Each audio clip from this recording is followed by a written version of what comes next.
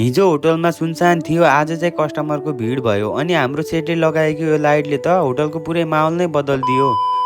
All right guys, स्वागत छ तपाईँहरूलाई मेरो डे 22 मिनी भ्लगमा। आई होप तपाईँहरू सबै सन्चै अनि आरामै हुनुहुन्छ होला। हामी पनि एकदम ठिक छौँ। हिजो त दिनभर होटल एकदम शान्त थियो, तर आज चाहिँ बिहानदेखि नै कस्टमर आउन थालेपछि अर्डर, खाना, काम सबै कुरा लगातार चलिरहेको थियो। त्यही बीचमा हाम्रो सेटले पनि दिनभर काम गरेर लाइट लगाउने काम गरिरहेको थियो। अनि लाइट बलेपछि त झन् हाम्रो होटल अलगै लेभलको देखिन थालेको थियो। बारमा देखिने भन्दा पनि खतरा लाइट लगाएको रहेछ। अनि म पनि अर्डरहरू सबै सकेर माथि गएर त्यो लाइट लगाएको हेर्न थालेँ। लाइट बलेको हेरेर त एकदम मजा आयो। केही बेर त्यहीँ सोफामा बसेर अनि मनै सोच्न थालेँ, अब त हाम्रो होटलमा आउने कस्टमरहरूलाई त झन् मजा आउने भयो भनेर। साँच्चीकै यो लाइटले त पुरा माहौल नै परिवर्तन गरेको थियो। अनि तपाईँहरूलाई यो लाइट चाहिँ कस्तो लाग्यो कमेन्ट सेक्सनमा भन्न नभुल्नु। केही बेर माथि बसिसकेपछि अनि म चाहिँ तल अर्डर आएर फेरि तल आफ्नै किचनमा फर्केर आयो। तल आउन साथ त तर एउटा समस्या भयो। त्यो माथिको लाइट इफेक्टले गर्दा होला, तर तल आएपछि त आँखा नै धमिलो पो देखिन लाग्यो। अनि हाम्रो सेटले लगाएको यो लाइट र आज मेरो डे 22 को मिनी भ्लग कस्तो लाग्यो कमेन्ट सेक्सनमा भन्न नभुल्नु होला। मेरो भ्लग मन पर्यो भने भिडियोलाई लाइक, कमेन्ट, सेयर गरेर च्यानलमा नयाँ हुनुहुन्छ भने सब्सक्राइब गरिदिनु होला। आजलाई चाहिँ यति नै, भेटौँला यस्तै नेक्स्ट भ्लगमा। By by.